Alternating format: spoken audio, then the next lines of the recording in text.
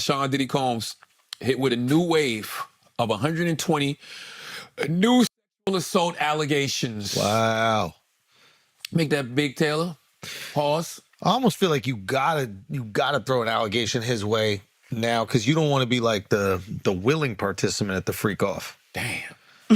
Like, you know what I mean? Like, if you're someone who went to freak offs a lot and everybody knows you went, they're looking at you like you're crazy. So you gotta accuse them so that you're not one of the people who is abusing. You're one of the victims. Back in the day, people didn't want to miss a Diddy party. There was a lot of people at that white party. This is another every Diddy party. year. This is another Diddy party people don't want to miss. Ooh. They want to be there. In fresh lawsuits against Diddy, a Texas attorney represents over 100 accusers. Texas attorney Tony Busby said he represents 120 women with 20-year-old charges against the entertainment tycoon during Tuesday's news conference. I thought it was 60 women, 60 men.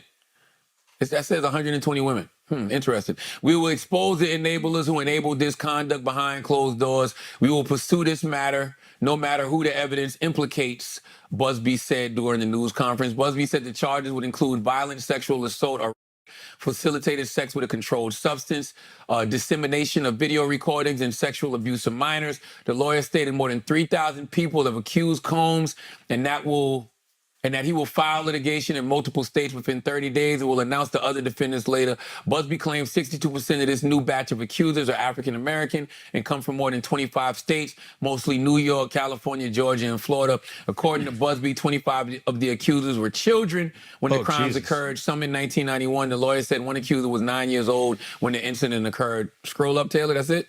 Yeah, well, so look, this article says that it's an equal number of men and women ranging from that's what I saw. I saw 60 9 men, to 38. So this is from Topic Post, so I don't know. Yeah, go to this would, listen, I don't know, what's true and what's not true. There's a lot, I don't think you got to put no sauce on the Diddy story. Nah. I don't think you got to put no seasoning on it. He's cooked either way. Yeah. All right.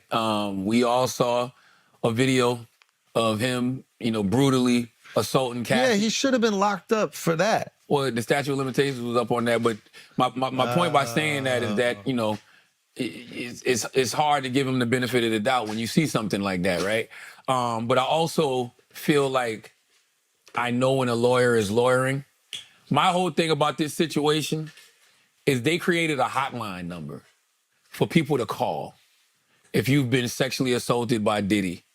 I don't understand why we would think people would operate in good faith in 2024 when you take a hotline number and make it public and you put it on social media. You don't think that it's a bunch of people that's going to be calling in? There's got to be a way to verify. But that's what I want to know. How? That's what I'm getting at. How do you verify what's a credible claim and what's just somebody from Academics chat room playing?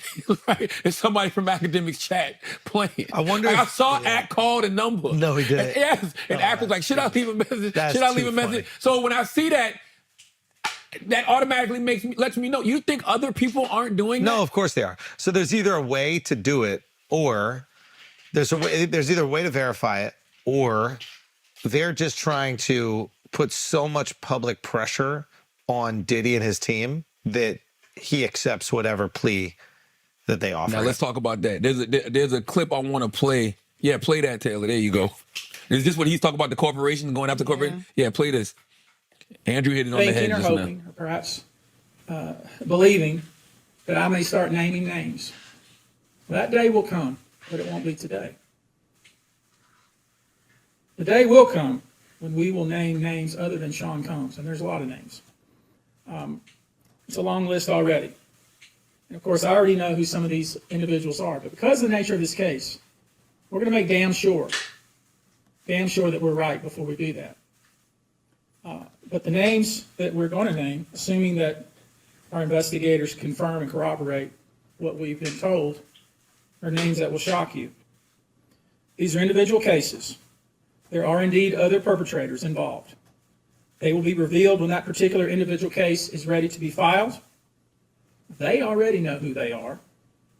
And I'm talking here about not just the cowardly but complicit bystanders. That is, those people that we know watched this behavior occur and did nothing. But I'm talking about the people that participated, encouraged it, egged it on. They know who they are. I call them the facilitators of foul play, willing participants in vile conduct. As we identify them, each will be part of this case as defendants. These defendants will not only include individuals, but would also include corporate entities who ultimately profited off of this culture and behavior. I'm looking at banks, pharmaceutical companies, hotels.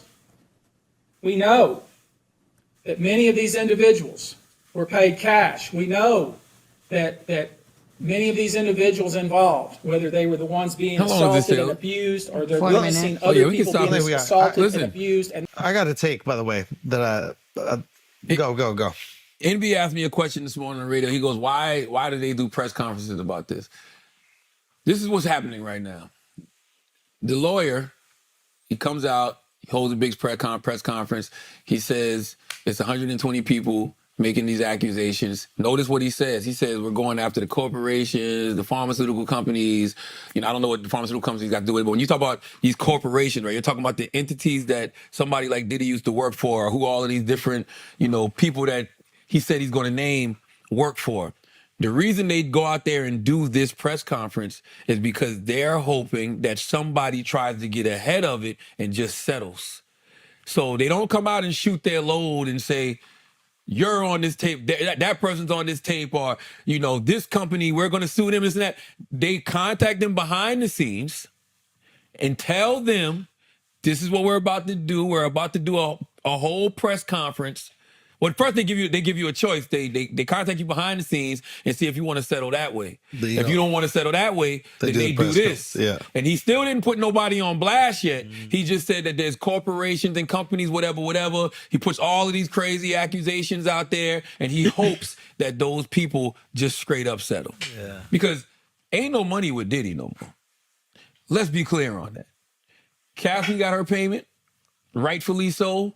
These people that are accusing Diddy, these 120 people, Diddy's about to spend all whatever money he got left on legal fighting fees. Criminal cases and civil cases. It's all going to legal fees. There's not going to be any money for any victims, right? Alleged or otherwise. You know how much, if you get hit with 120 cases, you know how much money that is? You're talking about like $12 to $24 million.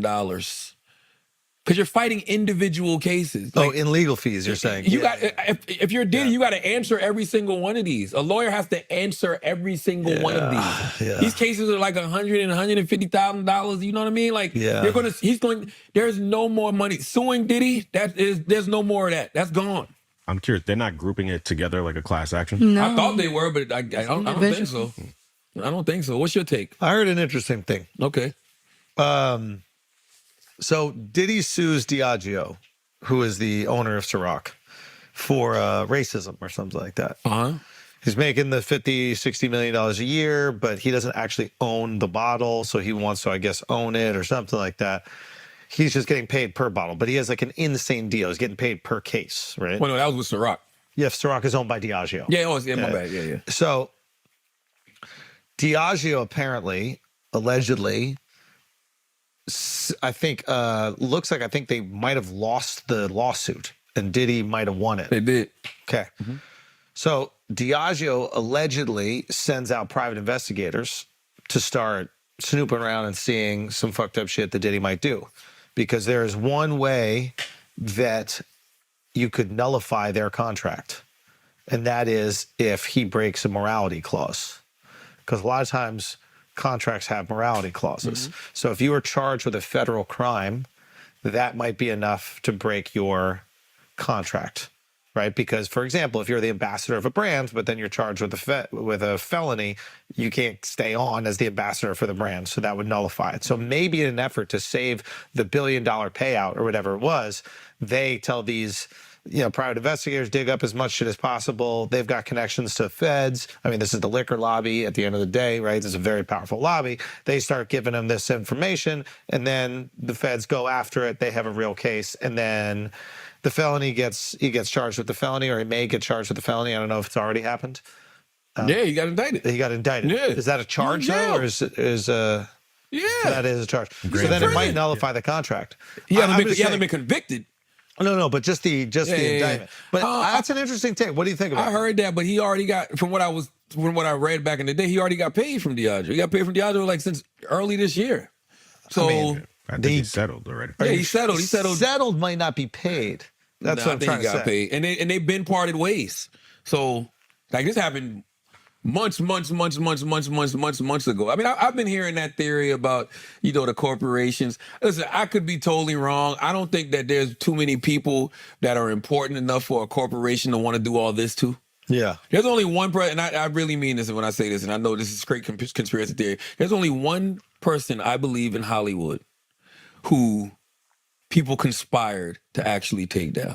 Who? I'm talking about a mass conspiracy. Anytime they take you down, it's people conspiring. Yeah. But it's usually because you did some shit. Yeah. But I think that there's one person who they really took down because he had too much power, and I believe that person was Michael Jackson.